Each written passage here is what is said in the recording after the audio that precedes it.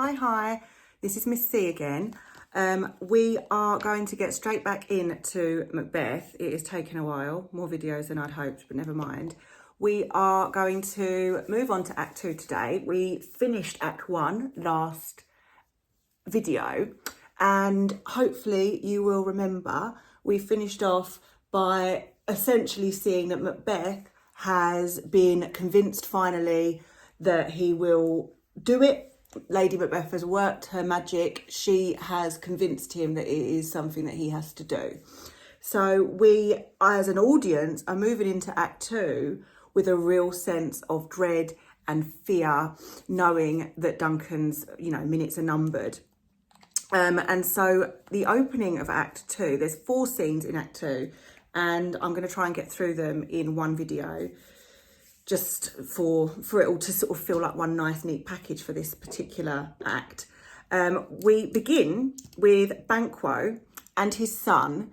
They are I think they're almost like on guard in the sort of grounds of the castle. So they're sort of just out at night in the grounds of Macbeth's castle, and they are talking a little bit about the night and how the night seems.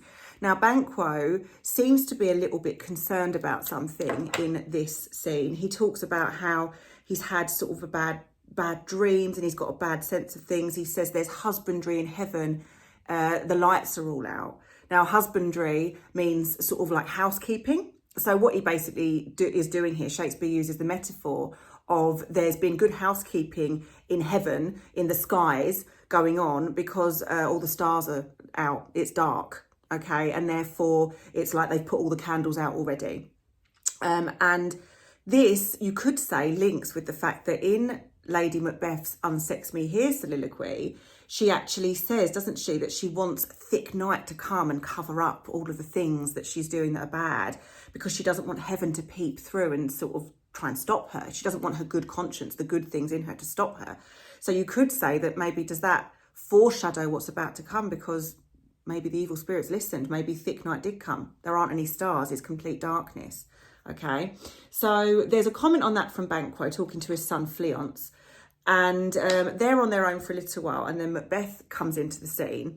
And they have a bit of a conversation about things. And basically what Macbeth... Sorry, I keep looking down because I'm trying to find my makeup brush. I'm so well prepared. Basically, Macbeth at this point sort of says to Banquo, at some point, can we have a chat about, what we saw with the witches and what we were told? Now, at this point, Banquo shows himself to be the real stand-up good dude that we know he is, because he says, like, yeah, of course, Macbeth, we can have a chat when you want, as long as I keep my allegiance and my my bosom clear and my allegiance franchised. Something like that. So basically, I'm happy to talk to you. I'm happy to have a conversation with you about things.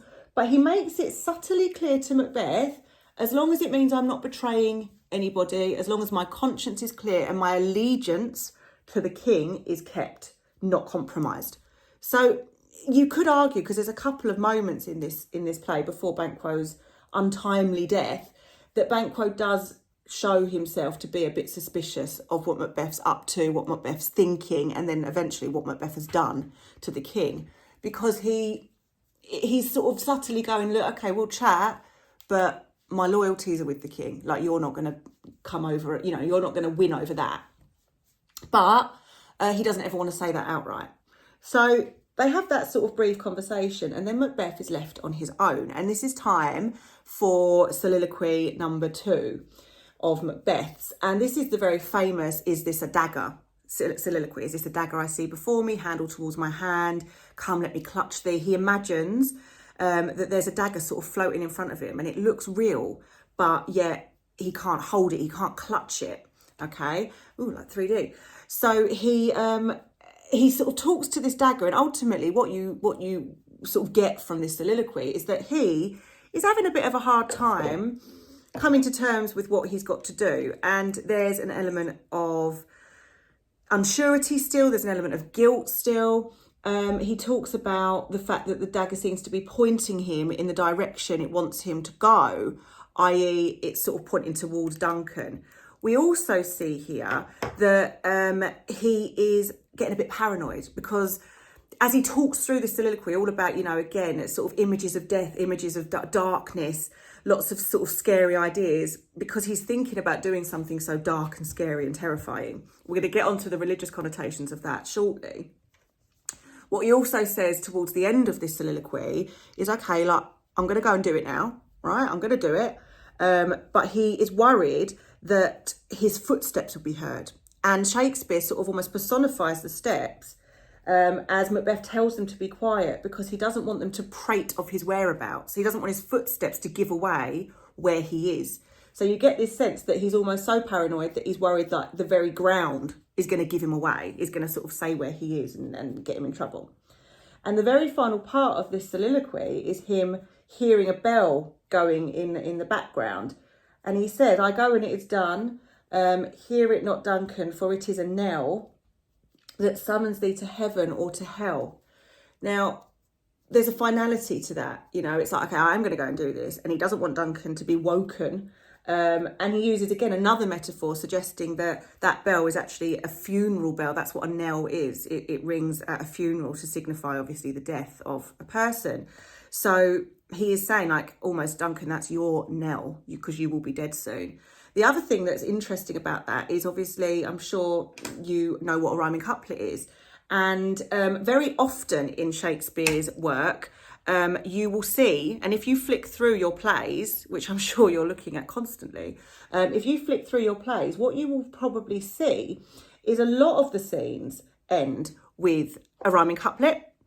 Now, there's different reasons why rhyming couplets might be used. Like, we see rhyming couplets sometimes used with the witches to make them sound a bit chanty, witchy, sing-songy, creepy.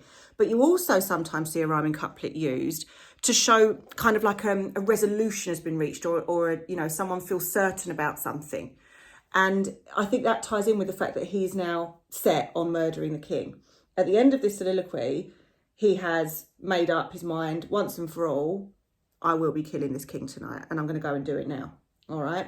And there is more to that soliloquy, and we can do, again, if it's required, we can do specific videos where I just go through specific extracts in a bit more detail and look at like line by line stuff. But just for the story, we'll move on. So scene 1 of Act 2 is finished, and he has decided he's going to go and kill the king. We know that Banquo might be, I don't want to say suspicious because nothing's happened yet, but there's an element where Banquo is trying to be a bit careful with Macbeth. And then we move on, okay? Now, we move on to scene 2. What am I doing next, everybody? We move on to scene 2, where we see Lady Macbeth again, all right? Now, this is quite a different Lady Macbeth to the last one we saw. Well, the last couple of times we've seen her, she has been with Macbeth. She's been sort of talking to Macbeth. And you will notice that when she's with him, as we've said, she's very dominant. She's very sort of bossy. She tells him what to do, and she's quite, she takes up a lot of the lines, in the sense that she speaks more than he does. However, when she's on her own, she's a little bit less certain, okay? And she comes into the scene talking about the fact that she's had a drink, all right? Because she drugs the guards of Duncan's room. So Duncan's in his bedroom sleeping, and there are guards guarding him. And what she essentially has done, and this was their plan, she's going to get the guards sort of drunk and drug them so that they sleep, and then they can't guard Duncan, right?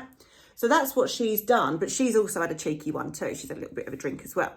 Now, again, this kind of ties back in with what I was talking to you about before, regarding, you know, she's not a natural at murder. She's obviously not, because she needed the evil spirits to take away her remorse. She also needs a little drink, a bit of Dutch courage, yeah?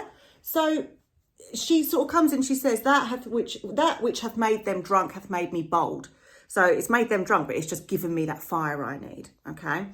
And then we hear the stage directions say that an owl shrieks in the background. Now, she jumps at this, and she sort of says, hark, peace. Oh, I was worried that would wake the king up. And what you see is a very different kind of speech from Lady Macbeth, because she's much more jumpy, she's much more erratic, she's worried, she's sort of talking about, she's worried that they're gonna get in trouble and caught before they've even done the deed. There's a lot of sort of tension in this from Lady Macbeth, and we haven't seen that side of her yet, right? And she's waiting essentially for Macbeth to come back having murdered the king, and that's obviously, she's nervous, she's very tense about that. The other thing she said, which is interesting, is she's a bit worried that, you know, Macbeth's gotten caught. And she sort of says, well, you know, I would have done it if he hadn't looked like my father as he slept. Now, there's debate about this. Is she just saying that because she wants an excuse why she couldn't do it herself? Or is this showing a weakness in her? You know, she loves her dad and she couldn't do the deed to Duncan because he looked a bit like her dad, and there's an element of guilt there. So she has a heart, she has a conscience. We kind of know that from this first scene where she felt like she needed that help. And obviously we'll see that even more in Act 5 when she comes back and she's not a happy bunny at all. So Macbeth comes back in, all right, and he's done the deed. And as soon as Macbeth comes back in, she changes up to being a lot more like she was before, okay? She seems to feel like she needs to be the strong one for Macbeth, okay? She needs to be the one that sort of holds it together for him. And as a result, when he comes back and is sort of, he's guilty, all right? He is feeling really, really bad about what he's done. He's kind of a little bit in shock. He's got blood all over his hands. He's accidentally brought the daggers back, which he was supposed to plant on the guards of Duncan. And he's brought them back with him. And she sort of says to him, why have you got these? Now I've got to go back and do them. Oh, idiot. And she sort of goes off and he's left on his own. And he looks at his hands and he looks at the blood on his hands, and he really, really sort of has a real moment of quite deep introspection and guilt. He talks about the fact that all of Neptune's oceans wouldn't wash the blood from his hands, wouldn't wash his hands clean. Actually, his bloody hands would turn all of the seas red. Now, this is where we get one of the motifs of the play, which is this reoccurring image, this reoccurring idea of blood, and blood representing guilt. Okay, you see that again with Lady Macbeth towards the end of the play when she feels she can't wash the blood from her hands either. There's a real sort of parallel here, isn't there, between Macbeth at the beginning feeling all this guilt while Lady Macbeth's going, you're fine, don't worry about it, think not on it. It's a foolish thought to say, sorry, sight, get over it. And at the end, where actually Macbeth's all right, he's around killing loads of people, whereas Lady Macbeth is fixated and destroying herself on that memory of that night. She can't wash her blood from her hands. And you can see a real parallel there. We'll get onto that when we get to that act. So he is really, really struggling, okay? And you also see, even though Lady Macbeth is trying to kind of be like, yeah, I'm all right, this is nothing to me, there's this beautiful moment where they start speaking to each other when he comes back into the room before she goes off to plant the daggers again. And he's sort of, they have this backwards and forwards. Shakespeare's technique here is actually a very fancy technique called stichomethea, okay? And it's basically alternating lines between the two actors, which used together can sometimes create a sense of back and forth. It might be used in something like an argument, or it might be used to create tension in some way. And what you see is he will sort of say, he says something like, well, did you hear that? Well, did you hear what? Well, I heard this. Well, I didn't hear that. When was that? Well, I don't know. I think there's a burglar in my house. I'm just going to keep going. So there's that beautiful moment of stichomethea where there's real tension being built.